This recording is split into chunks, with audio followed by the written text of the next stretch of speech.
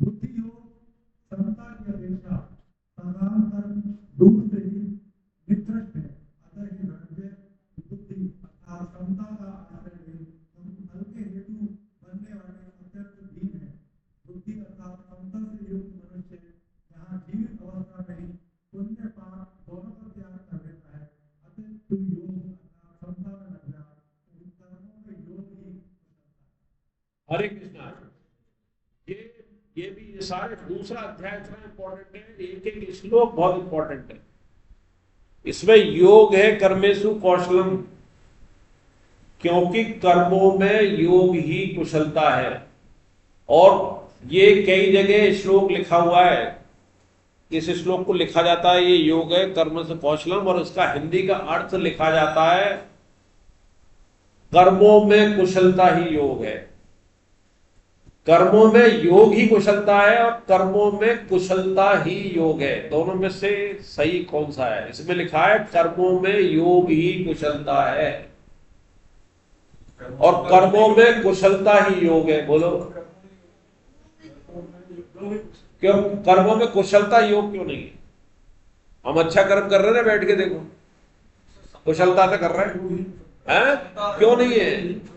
क्यों नहीं? अभी अभी बैठ के गीता जी पढ़ रहे हैं, बड़े मन से पढ़ रहे हैं, अच्छे कर्म कर रहे हैं, कुशलता से कर रहे हैं, तो ये योग क्यों नहीं है?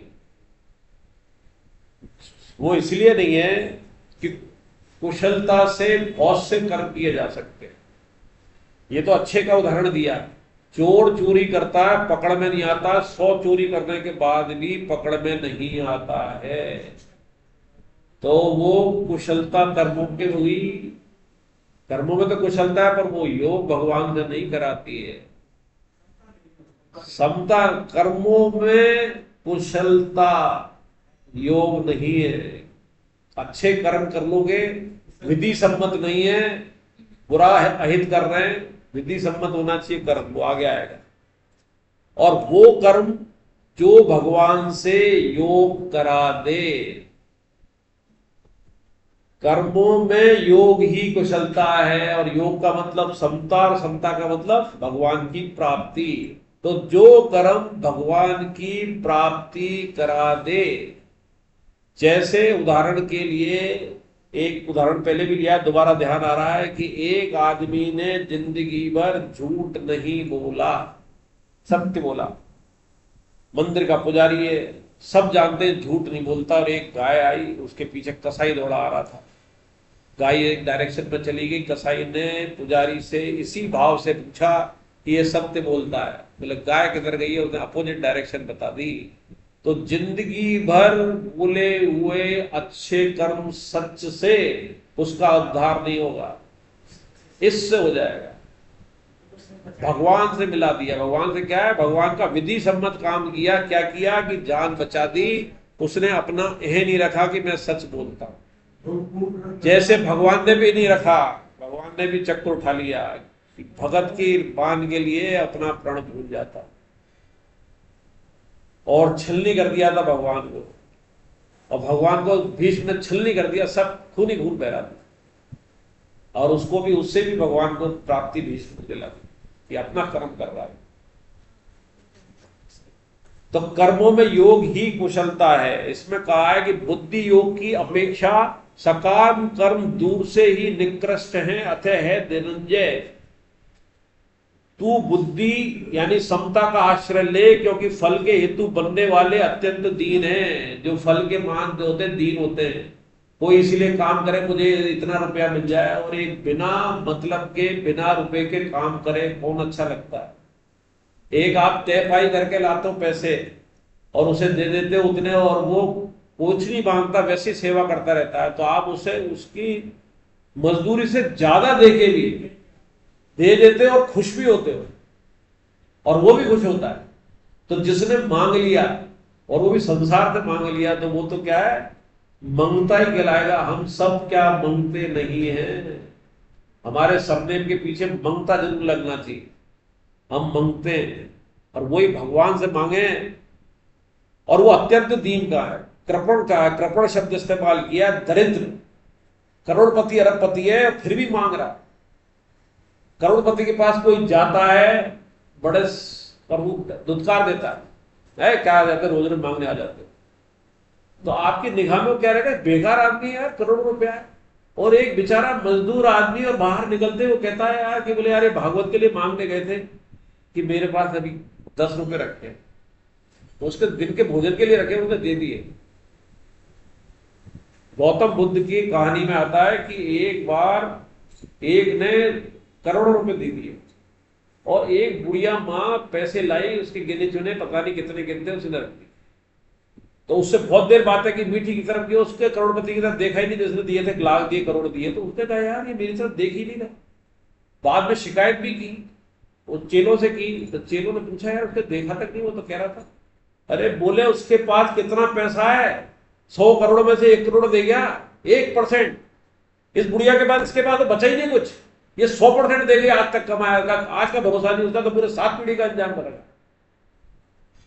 तो वो कृपण हो गया गौतम बुद्ध की निगाह में। कृपण मतलब दरिद्र।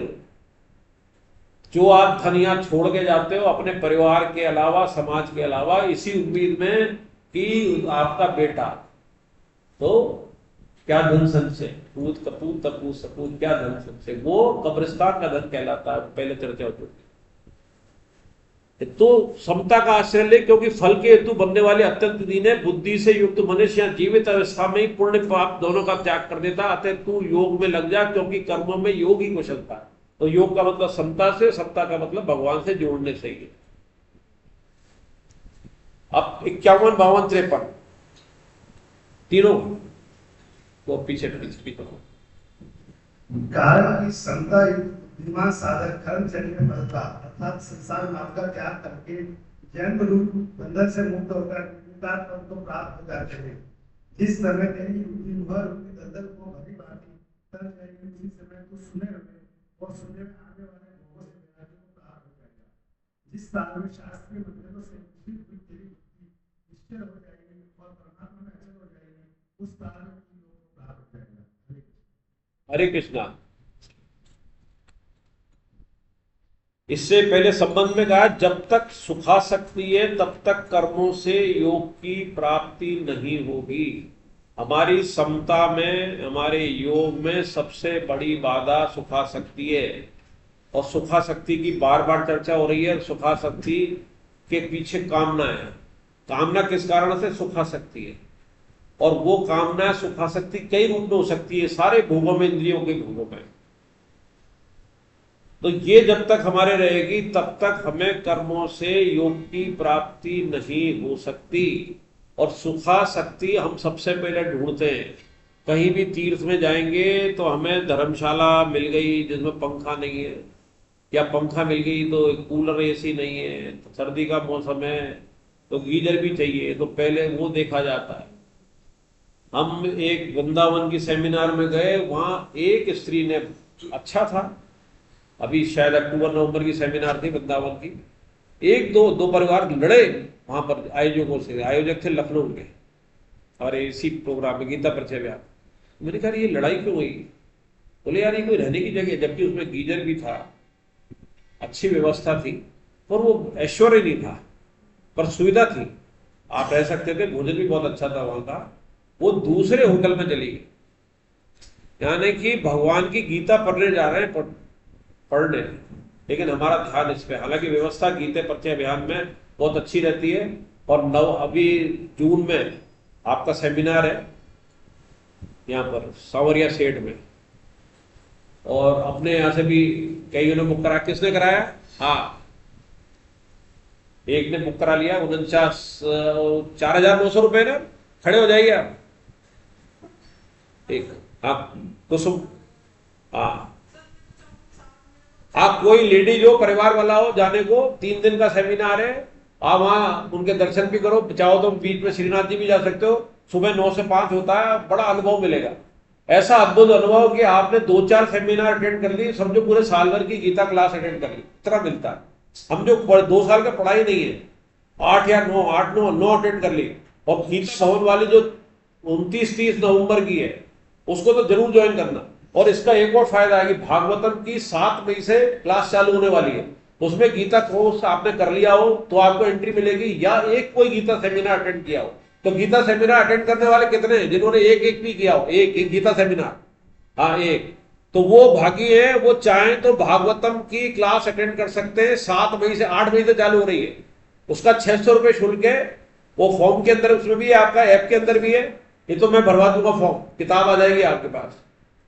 तो उसमें 5-6 क्लास होगी, और संतोष जी की क्लास जो हम अटेंड करते हैं बुधवार को लेते हैं सुबह 7 से 8:30, ये बृहस्पति को लेंगे। 2 साल में भागवतम पूरी करा देंगे, और इतने श्लोक नहीं करेंगे, 18,000 तो पूरे नहीं होते, लेकिन बहुत सारे करा देंगे। ये कोई भागवत आचार्य की आपने जितनी जिंदगी भर जितनी कथाएं सुनी हो, जिंदगी भर हाईएस्ट लेवल पे, तो भी आप इतने श्लोक का मनन और पठन नहीं कर पाए होंगे जो 2 साल में कर लेंगे। और हफ्ते में उसमें भी परीक्षा होती है, बांध के रखते हैं। और संतोष जी की अगर क्लास मिल जाए, अभी खाली है, तो वह आप अगर उसकी अटेंडेंस लोगे तो हालांकि वो 7 मई से पहले होना जरूरी है, लेकिन अगर 4-5 जने हो जाएंगे तो मैं उनसे रिक्वेस्ट करूंगा कि भाई ये कांवरिया सेठ वाली में जा रहे हैं, कर लिया, आप इन्हें टेम्परेरी एडमिशन दे दो। अगर ये नहीं जाए तो जून से हटा देना इनको, तो वो जाएंगे भी, और भागवतम की क्लास 2 साल मिल जाएगी संतोष जी की। और संतोष जी के घोषणा की है इसके बाद वो भागवतम क्लास नहीं लेंगे, एक हमारी ले रहे हैं जो हमारी 1 साल बाद पूरी हो जाएगी, आधी हो चुकी है। तो अगर इसलिए तो आप उससे पहले एक दिल्ली में हो रहा सेमिनार, अप्रैल में हो रहा है, दिल्ली वाला एस्कॉन में हो रहा है, बहुत अच्छी सुविधा होती है, और दिल्ली की भी बहुत अच्छी टीम बनी हुई है।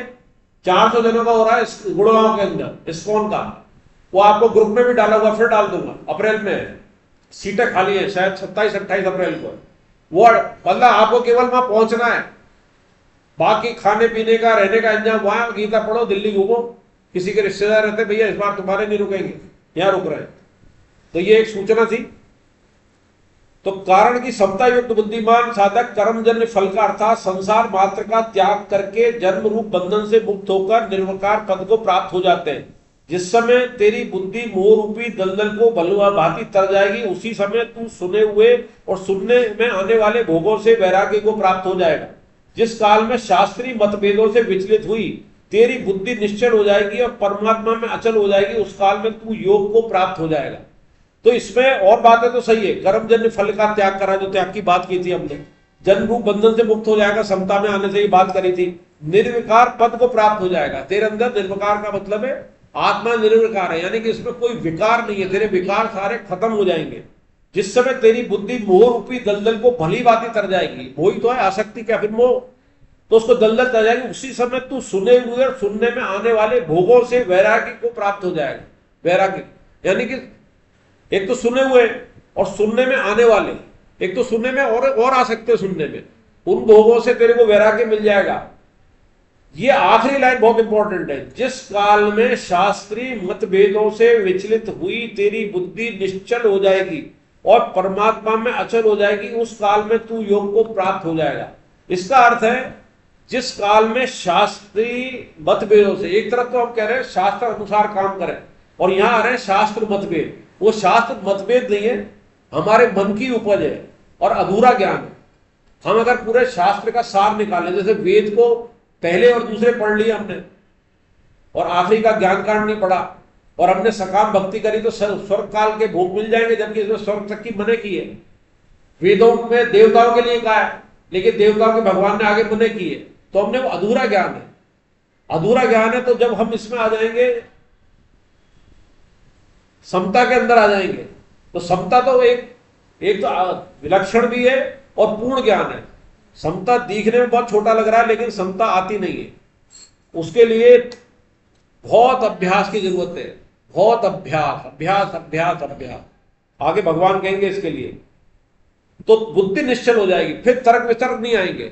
अभी तो तर्क वितर्क आगे रामचरितमानस में लिखा हुआ है। रामचरितमानस में जो पहले भी मैंने कहा था कि 3-4 बार अटैक किया हम पे, ढोल गवार शुद्र पशु नारी ताड़ना के अधिकारी। गीता के लिए कह दिया गया कि साहब ये तो मरो का ग्रंथ है, दूसरा अध्याय मरो को सुनाना चाहिए, जिंदा मुनि सुनाना चाहिए, और दूसरा महाभारत जो है घर में ही रखनी चाहिए। महाभारत जिसके अंदर गीता निकली है उसको घर में नहीं रखना चाहिए। बहुत से संत जो है महाभारत पढ़ते नहीं है, कि श्रोता कम आएंगे। केवल गोविंद गिरी जी ने चालू किया, अब तो बहुत करने लगे आदरणीय गोविंद गिरी जी।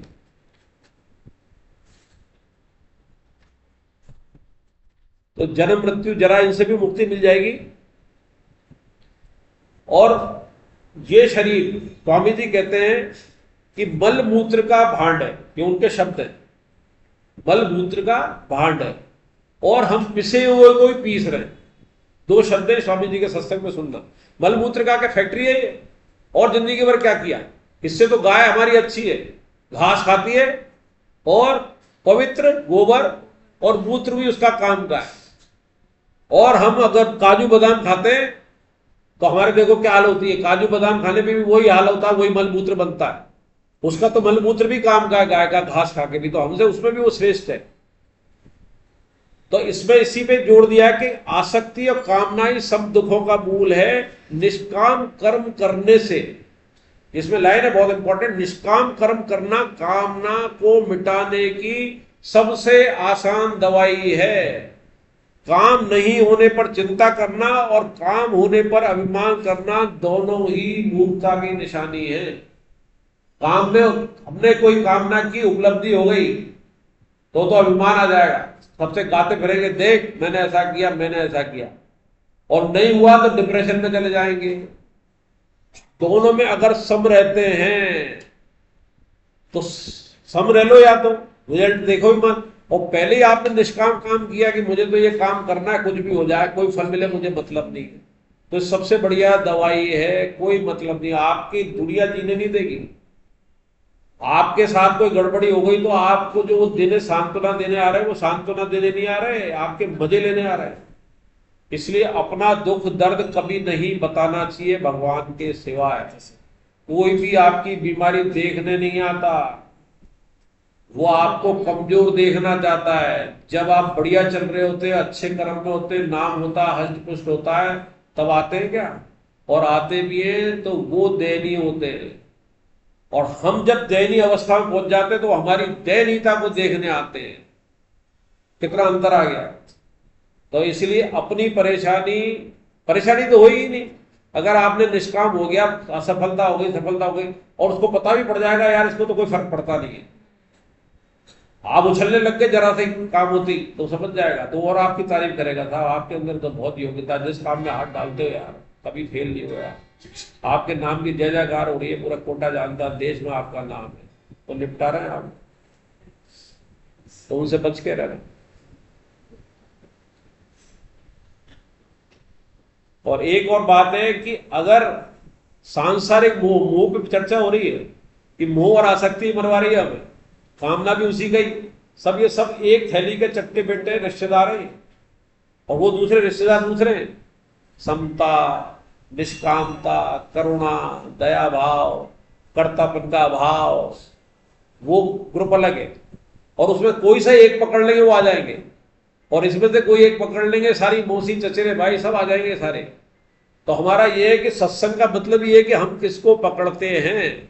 अगर आपके पास, इसमें एक बात आया है कि यौन सुख सबसे ज्यादा माना गया है, जिससे ऋषि मुनि तक नहीं बच पाए, उससे बचने का एक ही उपाय है, एक ही उपाय, उसकी चर्चा नहीं करना।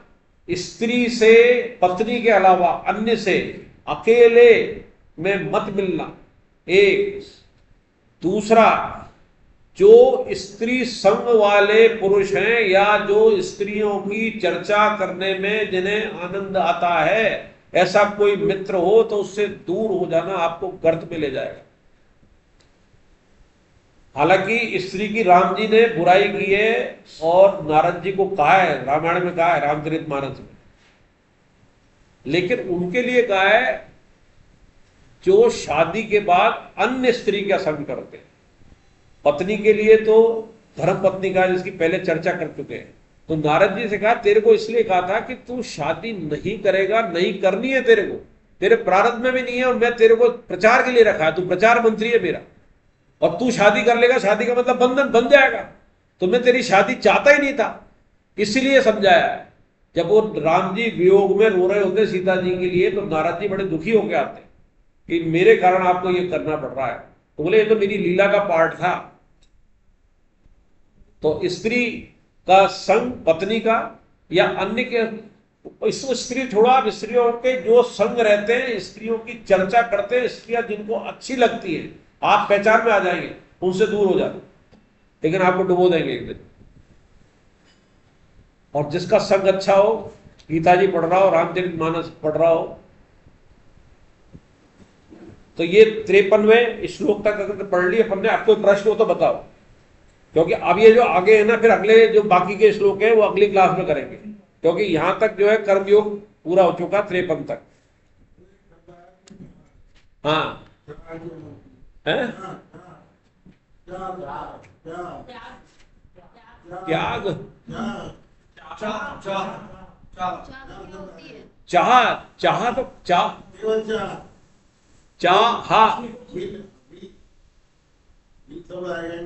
आप पेज बताओ, पेज श्लोक के बाद बताओ कौन सा श्लोक है?